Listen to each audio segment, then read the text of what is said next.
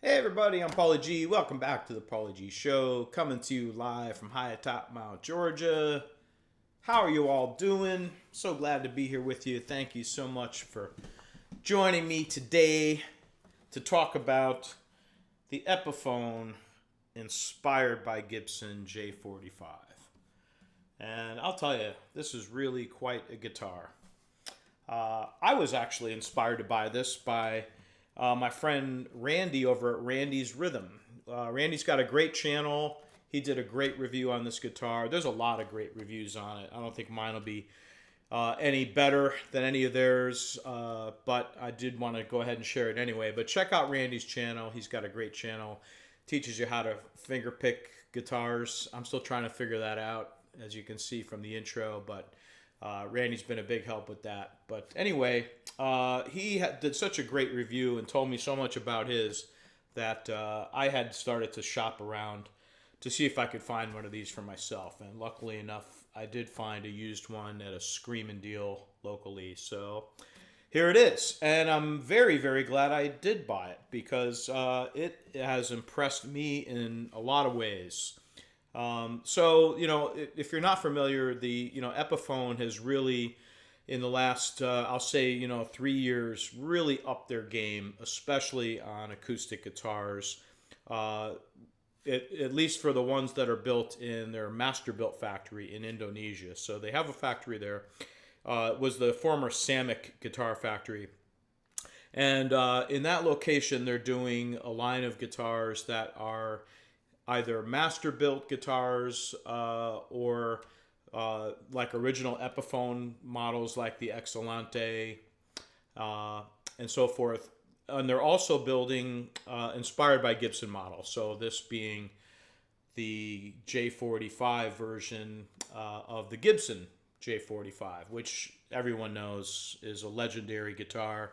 It's been called the most recorded guitar in popular music history, and I think that's may still probably be true. I'm not sure if that's still true, but it certainly was at one time. So very popular guitar for its sonic qualities. So these are designed and built to really, replicate those. So very similar specs.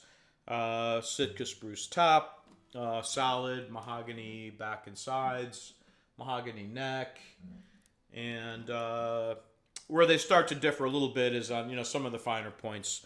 This is a polyurethane finish, not a nitrocellulose lacquer. The bridge and fretboard are laurel, which is very, very similar to rosewood. So really to me not a lot of trade-off there in quality. But otherwise, the specs are really, really similar. The bracing seems to be, the same.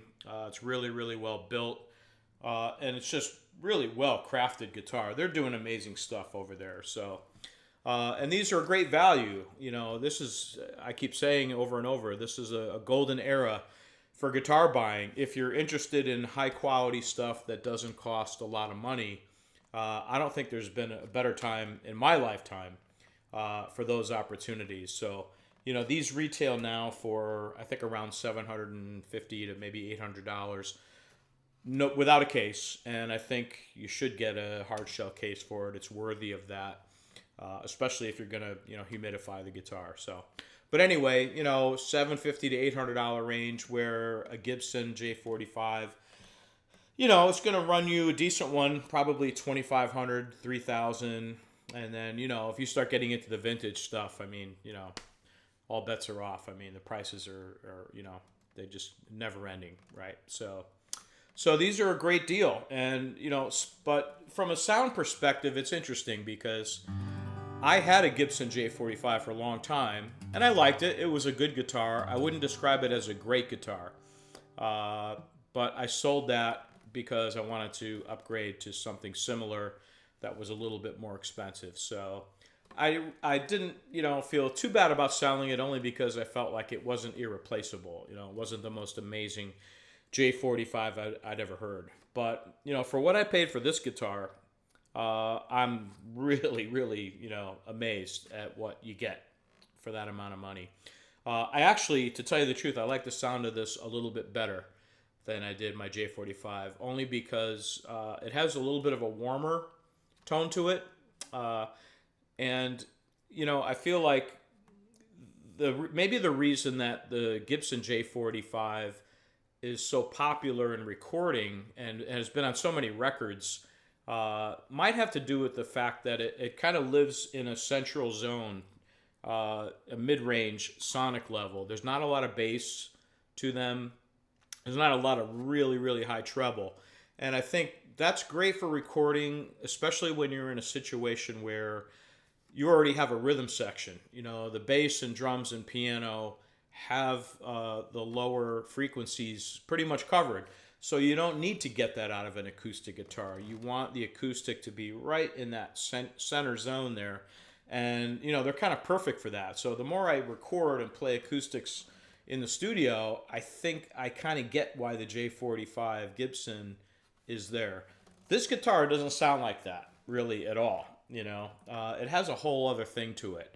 I guess I would, if I had to compare it to anything, I would say it sounds more like the vintage J45s that I've often played from the 1940s and 50s. And I've played a lot of them.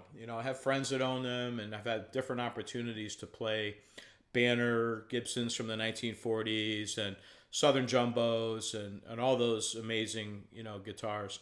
And I think this probably has a lot more in common with those than it did my original, more, younger J45, which was probably about a 2015 or somewhere around there. So now, does this sound as good as those vintage ones? No, not yet. But I think it could with, decades and decades of playing, which will happen long after I'm gone. But I feel like it has enough quality to it where it could get to that level.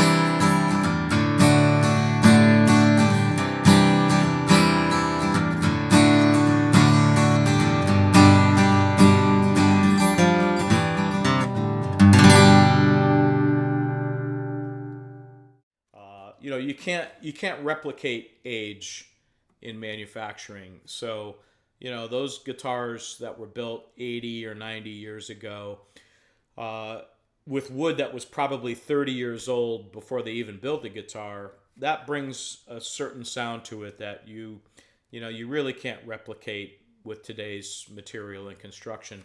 But I think you can build the quality into where those things can happen over time. And I think this guitar definitely could do that. So I'm super impressed with it. I was tempted, to tell you the truth. There is a version of this.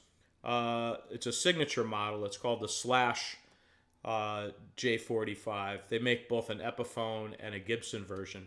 I was kind of tempted, to be honest with you, to buy the Epiphone version of it, which, and I know I've been very outspoken against signature model guitars in general for a variety of reasons, but like most human beings, I can be prone to hypocrisy as well. And I was very tempted to actually get the Slash version because it had some features on it that I really, really liked, which mainly was, the top comes in what they call a vermilion burst, which is this reddish kind of sunburst that I really, really liked a lot.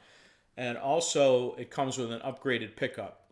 It comes with an LR Baggs pickup, whereas this has the Fishman Sonotone pickup.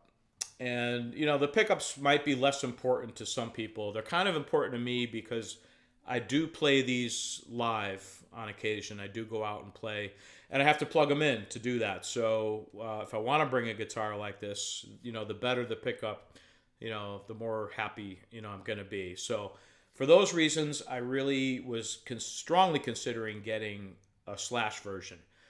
I didn't get one because I did my research, and again, unfortunately, we live in this world of virtual, guitar evaluation. You can't go to the store and find these models and play them side by side and compare them. You have to just kind of buy them to try them, sort of thing. But my research told me that the Slash guitars have a really, really fat C-shaped neck on them. He likes big, fat 50s Gibson necks.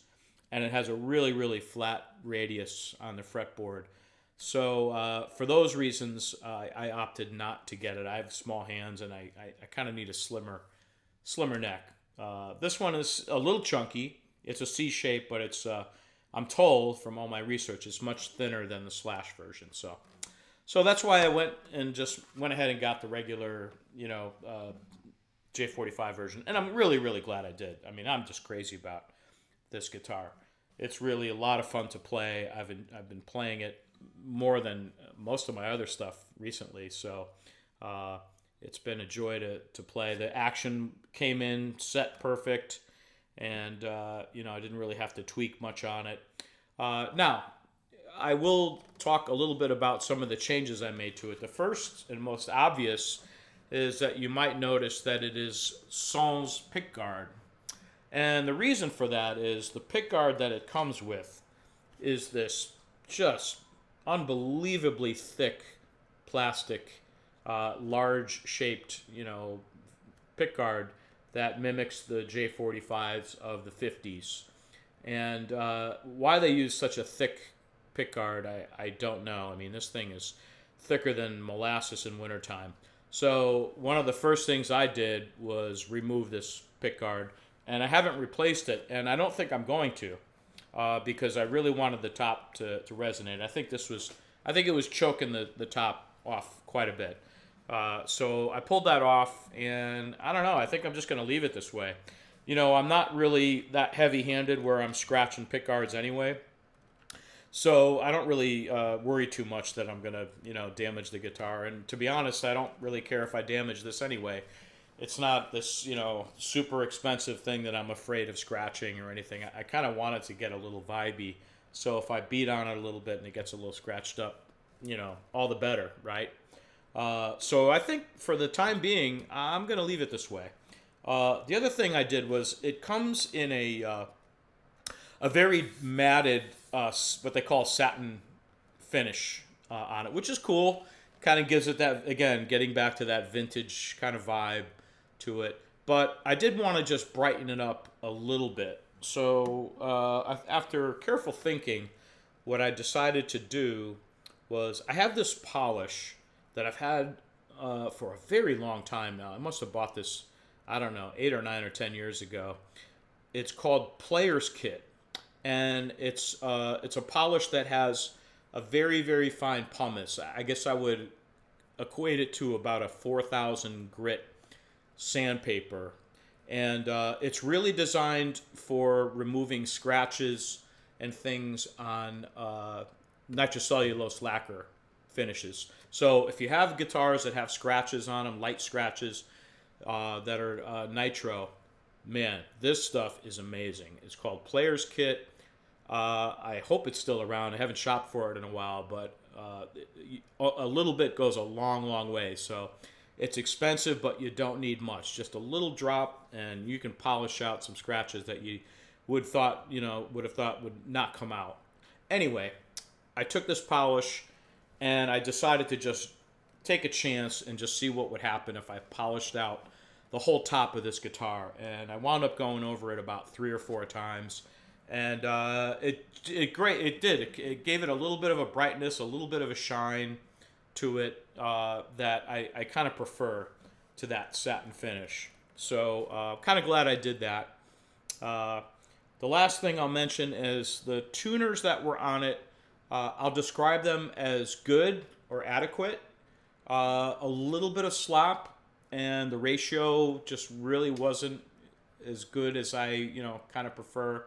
So I thought this guitar is worthy of an upgrade. So I went ahead and got some Godos and got some open back machines, and went ahead and replaced the tuners.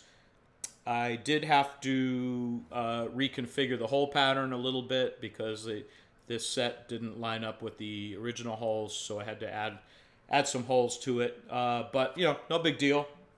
Came out perfect, no problem there. So now this guitar just stays in tune, forever. So it's just been a really happy purchase for me. I'm really thrilled with it, and I highly recommend looking into these Epiphone inspired by guitars.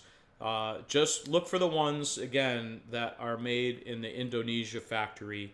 When you see the pro version of stuff that's Epiphone, those are the ones that are typically made in China, and I don't recommend those, but I highly recommend any of the ones that are made in the Indonesia factory, the master built factory. They're just doing some unbelievable stuff. The value is incredible. So, I mean, this is a fantastic sounding guitar for the money.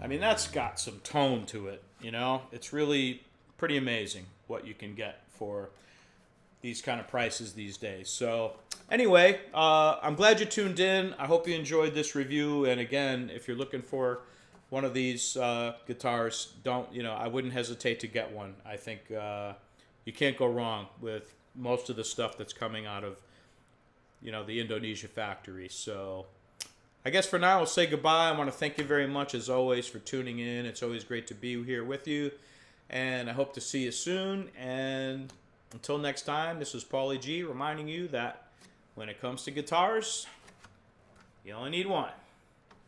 More. See you next time.